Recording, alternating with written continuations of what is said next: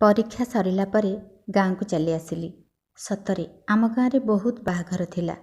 आमे सबु सांग मिसी योजना कलु काहाकू केमिति हैरान करिबु। आम गाँव रे झियो संख्या एते बेसी जे जेउ बर बाहा हेबा पई आम गाँ को आसंती बाहाघर परे पुनी खियाकू आसिबाकू डरंती। काहेकि ना आम गाँव रा परंपरा हैला हाथगंठी फिटेइबे शाली, बाहाघर सरिला परे साही बुलेई नेबे शाली, आउ बरकू चंदन चिटा लगेइबे शाली, जोता लुचेइबे शाली। सबु कामर हिसाब करी शाली मानकू बुझेइला बेलकू पकेट फांका। सेइथिपाई सबु बर डरंती आम गाँ को। सेदिन चिनुदेईर बाहाघर सरिबा परे चिनुदेई सबारी भितरे बसी बाहुनी बाहुनी कांदुथिला। आउ सेई कांदणा भितरे कहुथिला, मो जाऊ कंढेई दियो। चिनुदेईर भाउज दुईटा जाऊ कंढेईकू बरकनिया बेसरे सजेई आनी सबारी भितरे थोइदेले। चिनुदेई ता संगात गीता देईकू कंढेई दीटा देला बेले दी संगात सबारी भितरे जोरे कांदुथिले। तांकू छड़ेइबा भारी कष्टकर थिला। शेषरे चिनुदेई कांदी कांदी मूर्छा होइगला। आमे गीता देईकू जाबुड़ी धरिलु। सबारीवाला हाकुम दाबल कही कही आगकू माड़ीगले। सतरे झीलटीए ता गाँ छाड़ी आउ गोटे अजणा गाँर अचिह्ना पुओटीए सहित सारा जीवन बितेइबाकू गला बेले तार छाती थरा कांदणा समस्तंक आखिरे लुह आनिदिए। सेदिन मु भी बहुत कांदीथिली।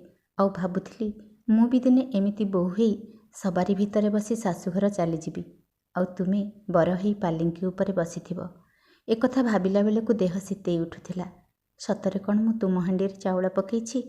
सबुबेले एई गोटिए प्रश्न मते भीषण आघात देउथिला। गाँरे एते बाहाघर, समस्तंक घरे बंधुबांधव भर्ती, जेमिति गोटे मेला लागिछि सेइपरि लागुथाए गाँटा। सबुआडे दଳ दଳ झिଅ आउ स्त्री लोक समस्ते गपसपरे मजिथांती। मु किंतु उदास थिली। मने मने तुमको खोजुथिली। तुमर टिकिए देखा पाइबा पई सते जेपरि मु व्याकुल हेउथिली, किंतु केउठी हेले तुमको देखिलिनी। गाँरे तुम संपर्करे काहाकू पचारिबा मो पई जेतिकी कष्ट थिला सेतिकी भय भी थिला। रज आउ 2 दिन बाकी थाए। गाँ सारा झियो मिसी बाउंश दांतकाठी काटुथिले। मु भी सेमानंक सह जोग देली। नुआ बाहा हेइथिबा सबु झियोंक शाशुघरकू दांतकाठी पठेइबु, आउ प्रतिबदଳରେ सेमाने आम पाखकू रज खर्च पठेइबे। काहीं कोउ काळरू आम गाँरे ए प्रथा चली आसुछि। दांतकाठी काटी सारी आमे तुम नईकूଳ आंबतोटा आडे बुलिबाकू गलु। सेठारे रजदोली लागि सारिथाए। अनेक झियो जाई दोली खेଳରେ मन देले। मो मन किंतु केउथिरे लागु न थाए। किछि गोटे हजेई देला परि मने हेउथाए। एई समୟରେ मो सांग ज्योत्स्ना आसी सेठारे पहुँचीगला। मते देखि अभिमान भरा कंठरे केते कण कहिगला। केबेठू आसिलुनी, अथच तोर ए सांगटा कथा टिकिए भी मने पडुनी। मु ता मुहंकू केवल बलबल करी चाहिथाए।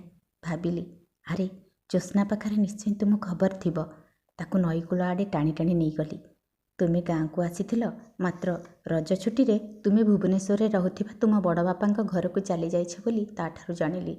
पुणी थरे निराशा खेलीगला मन भितरे।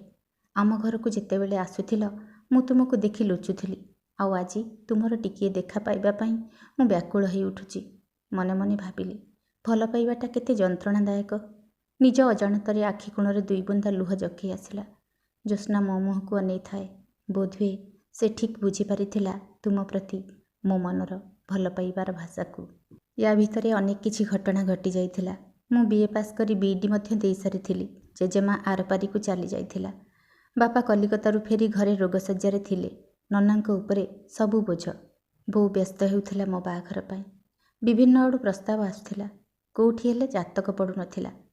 बेले बेले बोउ मो उपरे चिड़ी जाई कहुथिला, जेजेमा कथा मानी शीघ्र बाहा देई देइथिले आजी ए असुविधा होउ नथांता। डेरी हबारु सिना एबे जातक अमेळ होउछि।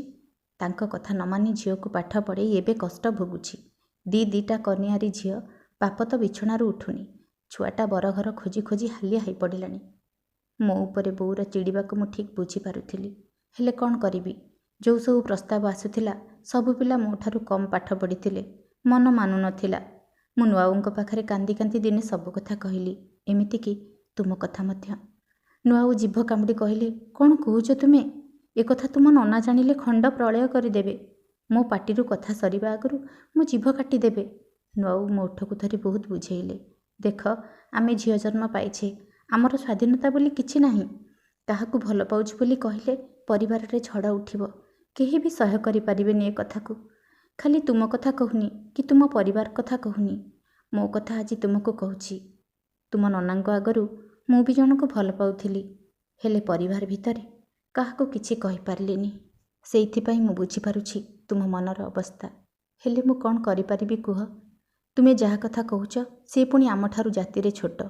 ଏକଥା ଶୁଣିଲେ ତୁମ ପରିବାରରେ ନିଆଁ ଲାଗିଯିବ। ତୁମକୁ ମୋରାଣ, ଯାହାକୁ ଭଲ ପାଉଛ ତାକୁ ସାରା ଜୀବନ ନିଜ ମନ ଭିତରେ ଲୁଚେଇ ରଖ। ଏଥିରେ ସମସ୍ତଙ୍କର ମଙ୍ଗଳ ହେବ। ମୋ ଭଳି ପରିବାର ଭିତରେ ନିଜକୁ ଖୁସି ଥିବାର ଅଭିନୟ କର। ନହେଲେ ସାରା ଜୀବନ ଗୋଟେ କଳା ଦାଗ ଲାଗିଯିବ ତୁମ ମଥାରେ।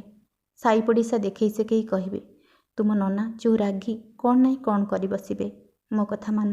ନୂଆବୋଉଙ୍କୁ ଜାବୁଡ଼ି ଧରି ମୁଁ ଭୋ ଭୋ ହେଇ କାନ୍ଦି ଉଠିଲି। ମୋ ସାଙ୍ଗରେ ନୂଆବୋଉ ମଧ୍ୟ କାନ୍ଦି ପକେଇଲେ। ଲୁହକୁ ପୋଛିଦେଇ ମୁଁ ନିଜକୁ ବୁଝେଇବା ପାଇଁ ଚେଷ୍ଟା କଲି।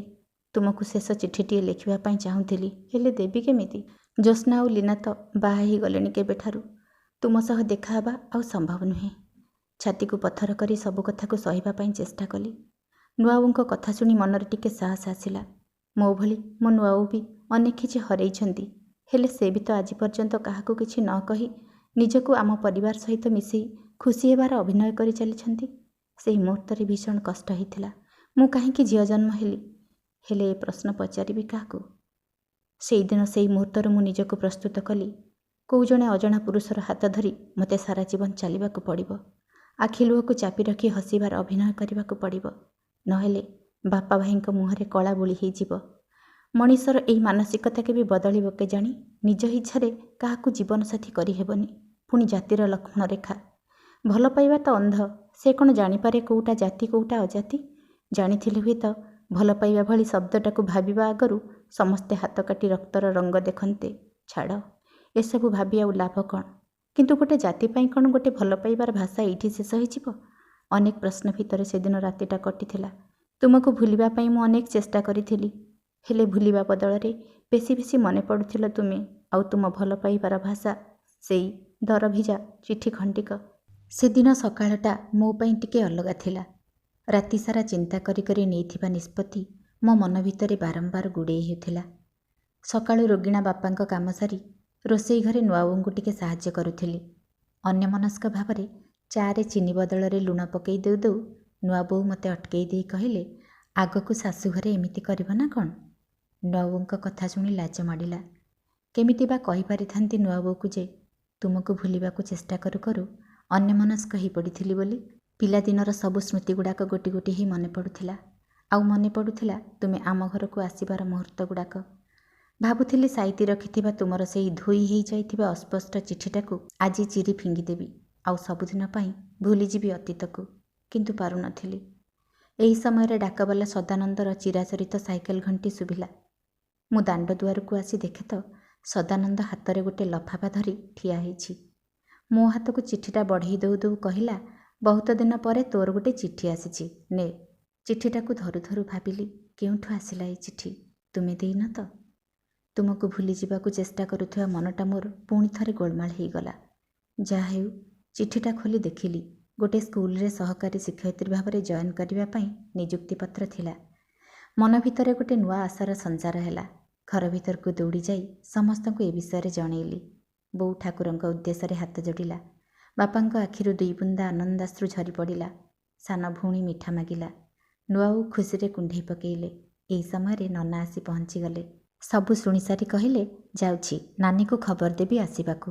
ମୋର ଚାକିରି କଥାଟା ଆମ ସାଇ ସାରା ସଙ୍ଗେ ସଙ୍ଗେ ପ୍ରଘଟ ହେଇଗଲା। ମନୁଆ ଖୁଡ଼ି, କୁସୁମ ଖୁଡ଼ି, ସାବିନୁ ଆଉ ସମସ୍ତେ ଆସି ଆମ ଘରେ ଭିଡ଼ ଜମେଇ ଦେଲେ।